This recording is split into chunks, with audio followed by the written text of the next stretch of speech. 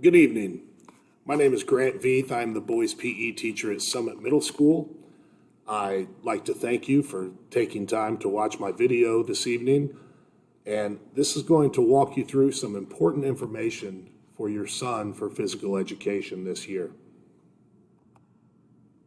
A little bit about me. I started at Summit Middle School in 2004. This is my 17th year here. I'm a member of the 8th grade Gator team.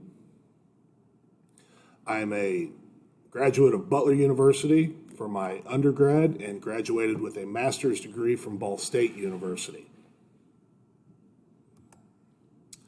Grading in physical education is done in two different ways with formative and summative assessments. We do work on a total points grading scale, but the summative grades are the only ones that count towards that final grade. We utilize the formative grades as kind of a communication tool to let the student know, as well as the parents know, how they are performing. Formative grades will occur regularly in the grade book, hopefully daily, but oftentimes just weekly, and those will provide the foundation for our summative grade. The students will receive a summative grade either at the end of the week or at the end of a unit, which is a representation of what they can do, what they know, and what they can perform. Students will also receive summative grades on quizzes, written assignments, projects, things where they are demonstrating, again, what they can perform and what they know. We will use Mastery Learning in physical education for a couple of different subjects. I believe soccer, tennis, and possibly flag football. Participation, attitude, and effort are the main things I look for in physical education. If you're giving a great effort, your grade is more than likely going to reflect that.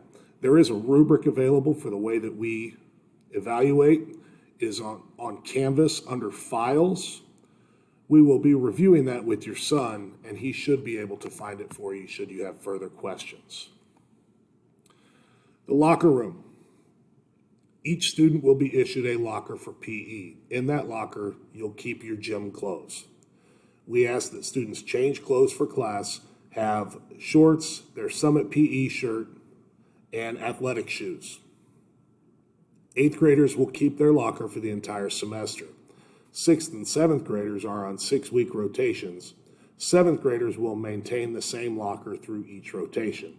6th graders will get new lockers with each rotation. In the event that your child forgets his shirt, I oftentimes have loaner gym shirts that I do keep clean. They are washed regularly. So should your student forget his shirt, he can come and see me, get a different loaner shirt.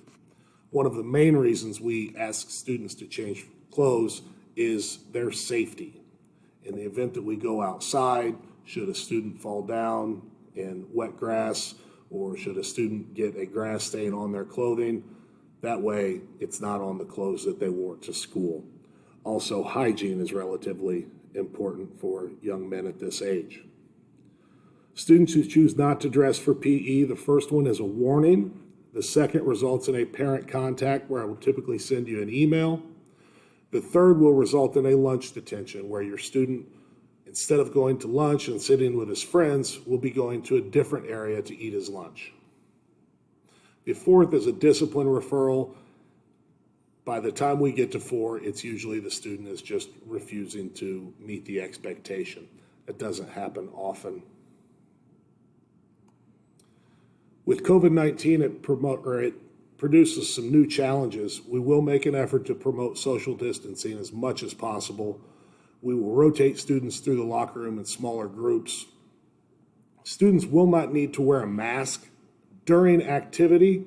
They will need to wear a mask entering PE and exiting PE, but during activity, they will not need a mask. Students will also need to bring their own water bottle for class due to not using water fountains. Again, if you have further questions, feel free to contact me. If a student is going to be excused from class for a health reason or an injury concern, if it's one day, I can take a note from a parent. In the event that a student needs to be excused from multiple class periods, I need a note or some sort of documentation from a doctor or medical professional.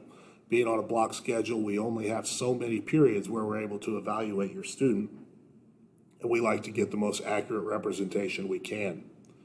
Laptops will be placed in a cart before heading into the locker room. Laptops will not come in the locker room for the safety of the laptop and also for the privacy of students. Students are encouraged to bring deodorant.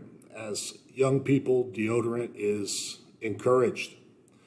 Although sprays cannot come in the Summit locker room. The ventilation of the locker room is not great, and the sprays can sometimes become overwhelming.